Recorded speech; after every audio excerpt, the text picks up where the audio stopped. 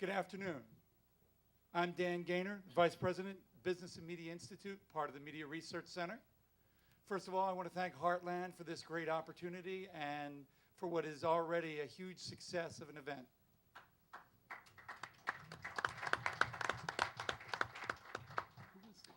Prior to this event, I was catching up on my reading, and I battled my way through the book about climatologist James Hansen that Pat Michaels mentioned just last night. It's called Censoring Science. Now, maybe I just needed to catch up on my reading, or maybe I was having a little problem sleeping and I needed some help. But the book does apply to what we're here to talk about today. You see, the very essence of what Hansen had to say is that NASA censored him and that censoring science is bad. On the second point, I agree in a huge bit. I don't think there's a person at this conference who advocates censoring science. I mean, I think that's really the message we have here today. And only by, personally speaking, only by a variety of opinion can we really prevent a public policy disaster. But let's look at the results first.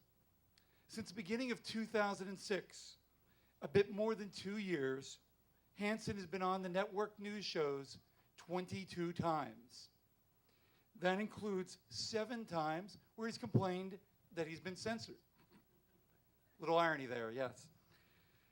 At the same time, the nation's top 5 newspapers, New York Times, Washington Post, USA Today, Wall Street Journal, and LA Times, have cited him at least 50 times in that time period. I don't think he quite understands what mainstream media do by censoring science.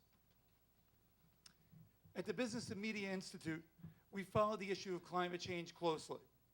One of our earlier reports looked at how the media managed to go whichever way the wind blows on the climate issue. In the late 1890s through the early 20th century, they warned us about another ice age, global cooling. Then followed warnings about warming. Then another cooling cycle. Now global warming. You can find all 4 sets and lots more quotes, etc., in the pages of the New York Times in that more than 100-year time span. But it doesn't matter whether the term we're talking about today is global warming, global cooling, or climate change. It's why we're all here. The climate change debate represents one of the most pivotal economic and regulatory issues of our time. And it's one of the mainstream news media issues where they are completely and thoroughly one-sided. It's a problem we detail exclusively in a new report you can find at your tables called Global Warming Censored. You can also find it on the web and download it at businessandmedia.org. That lockstep attitude on climate change is one of the many things we battle every day. CBS, for instance, still has Scott Pelley doing their global warming stories. You probably remember Scott Pelley. He's the guy who compared many of the people at this conference, people who might disagree with global warming consensus, to Holocaust deniers. He's not alone. In our latest study, we analyzed 205 network news stories about global warming or climate change in just 6 months, from July 1st, 2007 through the end of the year. Just 20% even acknowledged there might be some disagreement on the basic issues. Ann Curry of NBC's Today summed it up nicely on October 29th. Our mission, of course, is to find evidence of climate change. It would be fair to say she and I disagree a bit about the essence and nature of unbiased journalism. Our mission here today is to show some of what the network news shows don't like to report, to give voice to some of those whom the mainstream media ignore, undermine, or outright assault as part of their groupthink that results in de facto censorship. The 4 people I am lucky to have join me on this panel, unfortunately, know all about it. We'll have joining us today Mark Morano from Senator James Inhofe's office. Next will be climatologist Pat Michael from Cato, documentary film producer and director Phelan McAleer, and author Chris Horner from CEI. The goal of this panel is to, in some small way, offset the bias the network news shows and present another side. In our study, we found global warming proponents overwhelmingly outnumbered those with any sort of dissenting opinions. For every skeptical view, there were 13 proponents featured. On CBS, remember the Scott Pelley network, that was an astounding 38-1. Forget 1 second the issue of global climate change. That 13-1 ratio is the media climate that we all face here today. In some way or another, everyone on this panel has had to endure a biased or even activist press. Let's have them tell you a little bit about it. Afterward, we'll have a question and answer session. And I have to juggle this around. We've sort of switched up the panel a bit on you for nature of technology. First, we'll have Chris Horner from CEI. Chris is author of New York Times bestseller, The Politically Incorrect Guide to Global Warming. And that says a lot about his both amusing and entertaining approach to a very difficult topic. He also has another book scheduled for November, Red Hot Lies, How Global Warming Alarmists Use Force, Fraud, and Deception to Keep You Misinformed. I've seen Chris present to crowds and even wow him on The Daily Show. And you know, if you're doing that, you're doing a really good job. Chris, like all the others up here, can tell you the lengths the left will go to undermine anyone who dares disagree with them. It's the kind of strategy that can have people go as far as to root through your garbage. But since they're digging up garbage, that might explain a lot about what I hear from the eco-extremists. Now let's hear something far better. Chris?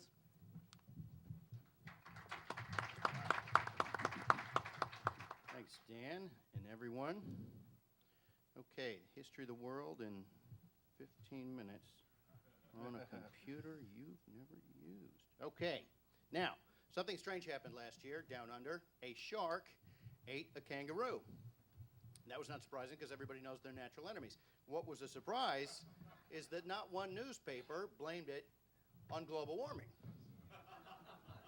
Now think about this. I found actually some justice in this idea that the shark was being held accountable for his own actions, not being blamed on us, because we are now preparing to adopt policies on the basis of a movie, probably for the first time since Jaws, although I suggest that Moby Dick is the better analog. This is from Dick Lindzen, of course, from Le Figaro, saying that no intelligent person could any longer fail to associate these events with fossil fuel burning, association being a very lazy term, but you get their point. This is the same media who has never given us that bridge story between the science is now settled, millions will die from catastrophic man-made global cooling, to the science is now settled and millions will now die from catastrophic man-made global warming. The story, humanity's fate reversed, seems to be appropriate at some point in there. But they showed no interest in it beyond, was it Newsweek saying, we may have been wrong, but not journalistically inaccurate. And last week, of course, USA Today saying that that consensus over catastrophic man-made global cooling that we are abusing by reminding them of and embarrassing them with wasn't really all that. It was our fault for taking their word for it. Though many, many more scientists, of course, now publicly and vehemently, as you know, object to the theory of catastrophic man-made global warming. So, by the way, read the text of that when you have time. Here are the basics. We know about if. Read the stories. If porcine animals flew out of Al Gore's anatomy, the following would happen. They use it in every story without giving you probabilities or likelihood of what is the chance that if is going to occur. We know it could not occur, the following might not occur or may not occur, but you have to supply the nots. But read the stories this way, and when the New York Times says may, you know you're supposed to read may not. 3 years is a pattern unless it's cooling. 10 years is conclusive unless during that 10 years, like the last 10 years, we've seen no warming. Unseasonably warm weather is clear evidence of global warming. Exceptional cold is merely an anomaly. Warm temperatures and retreating glaciers are proof of global warming. Cold temperatures and advancing glaciers are proof of nothing. And, of course, funding and financial interests matter, if you disagree. No one is approaching the money that Al Gore, Jim Hansen make off of this issue, on our side, certainly. But it's only our side who have the financial interests at heart. In fact, I stumbled into this issue, lucky me, when I was asked to be director of federal government relations for a little energy company out of Houston called Enron in 1997. I was there about a month because they told me my number one priority was to get a treaty capping carbon dioxide emissions. And when I was the crazy guy muttering on the street corner for 3 years about this evil company until suddenly everybody wanted to talk to me when Kenny Boy and all that hit the news. The Washington Post reporter, for a story that he ran on December 25th of 2001, after hearing about how they bought the world's largest windmill company on the cheap and the world's largest solar panel company with Amoco BP and had the world's second largest natural gas pipeline, second to Gazprom, and just set up a trading floor with Goldman Sachs to play bookies at both ends trading ration coupons, said, so maybe they weren't all that bad. So the media really doesn't get it. If you've got a financial interest in this and you're pushing alarmism, well, that really isn't an issue. George Bush has been assigned magical superpowers by the media. He has both refused to sign the Kyoto Protocol and withdrew from it, which is a metaphysically impossible act which sometimes appears in the same story. Think about it. George Bush, of course, can't sign the Kyoto Protocol. This is what it looks like when the U.S. announces it signs a treaty. In fact, this is exactly what it looked like when the U.S. announced it signed the Kyoto Protocol, but not one journalist bothered to remember this. They did report it at the time. So George Bush, who was the governor at the time of Texas, might as well be attacked for refusing to sign the League of Nations Charter and finally put an end to the horrors of World War I. All of us know Article 1, Section 5, Article 2, Section 2 says the Senate could vote on this, and they choose not to. But you don't read that. That's not a fun story.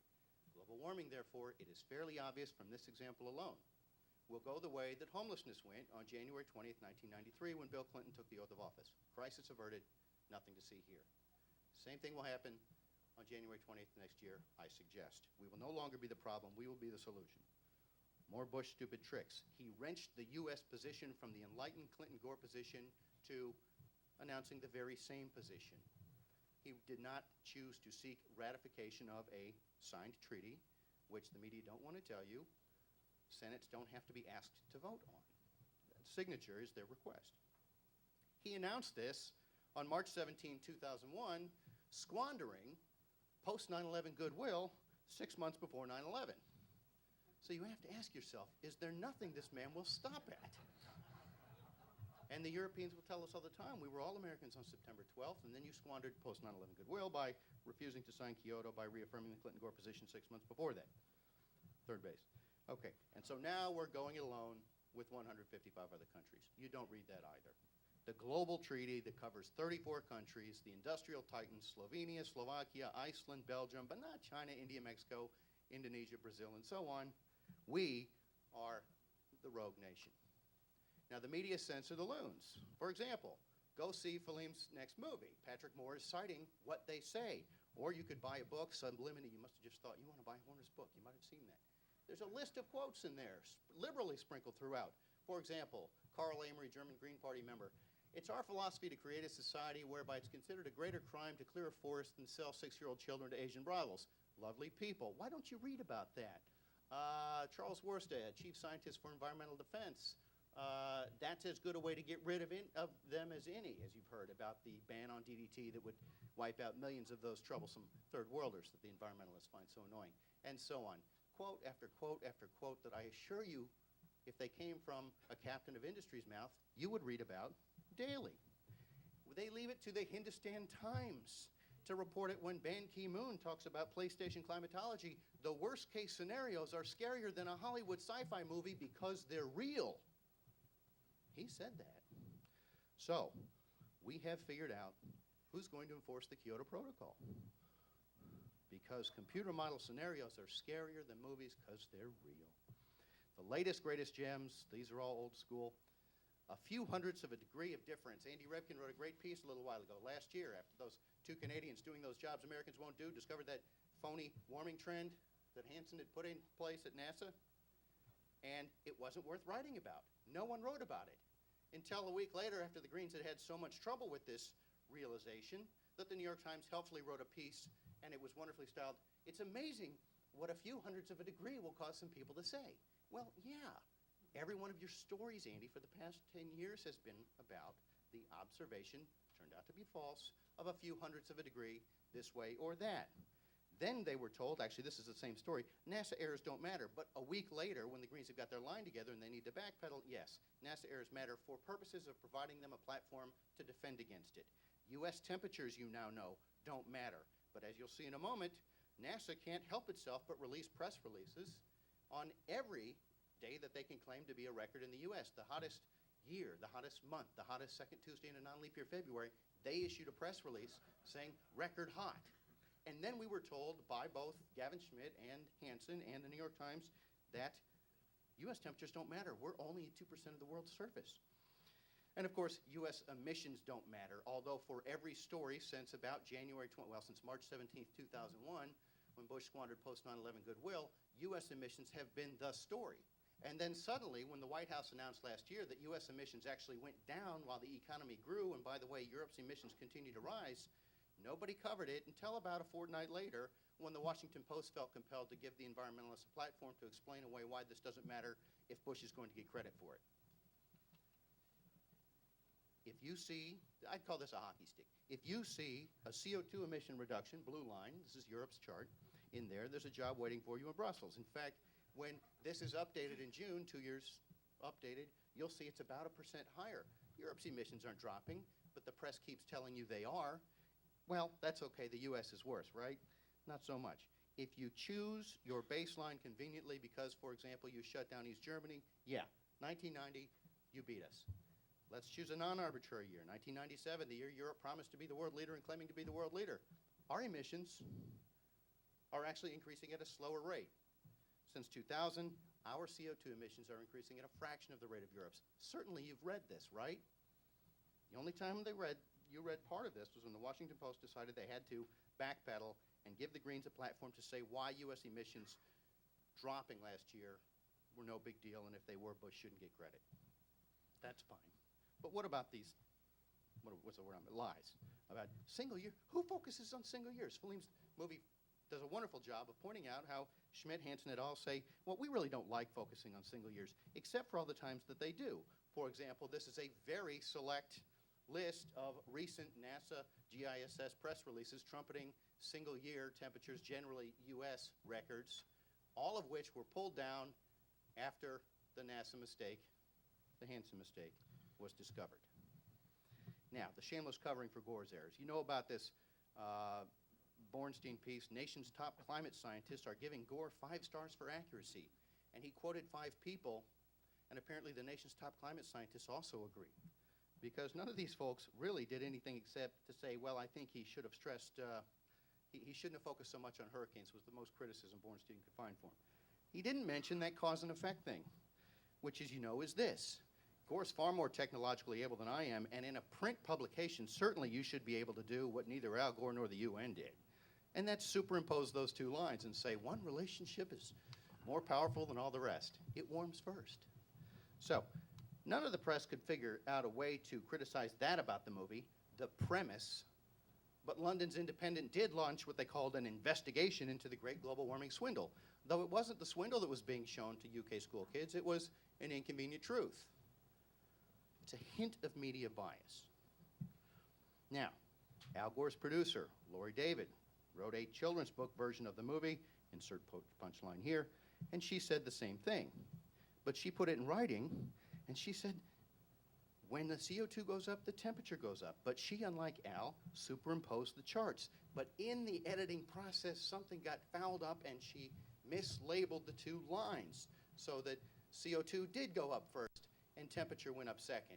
And when she got caught, because unlike Al Gore, she referenced an authority, Siegenthaler, who doesn't say what she says he said, she rushed to the Huffington Post and decried us as desperate for having checked her facts. Some lies announced themselves a year in advance. This was one of them. Why she should have been surprised, I don't know, but she promised to fix this typo in subsequent editions. This typo is the premise. We'll see how she does. Now, BBC's Roger Harriman wrote a memo internally how to cover the Dimmock opinion, how not to cover the Dimmock opinion. He said, please pass this on to presenters because the issue about Gore will rise again. It sleeps in a cask of its native soil and it continues to rise. The key is to avoid suggesting that the judge disagreed with the main climate change thesis. that CO2 drives temperature. Remember that. The key is to avoid suggesting that the court said what it said. Any future reporting of Gore should be careful not to suggest that the High Court said he was wrong. Okay, let's check this out. Thanks to Mr. Gore's internet, all of us can read the Dimick opinion. Harriman told the BBC reporters to say the judge didn't say that Gore's claims were wrong. He said that his principal message on climate change was mainstream and uncontroversial. Let's see what the opinion said. Let's start at the bottom. There is a view to the contrary of Gore's. That is at least the mainstream view. In other words, Harriman's making these things up, telling reporters to ignore that Mr. Gore's claims arise in the context of alarmism and exaggeration in support of a political thesis. Again, a suggestion of media bias. Harriman told the BBC reporters that the court used the word errors but put them in inverted commas because the issues were not factual areas but issues of scientific debate. Stop the press's scientific debate? This is their defense against Gore's movie being thrown out. Gore was just debating the science, which is settled. Look at his movie. Again, third base. Time, okay. Wrapping up.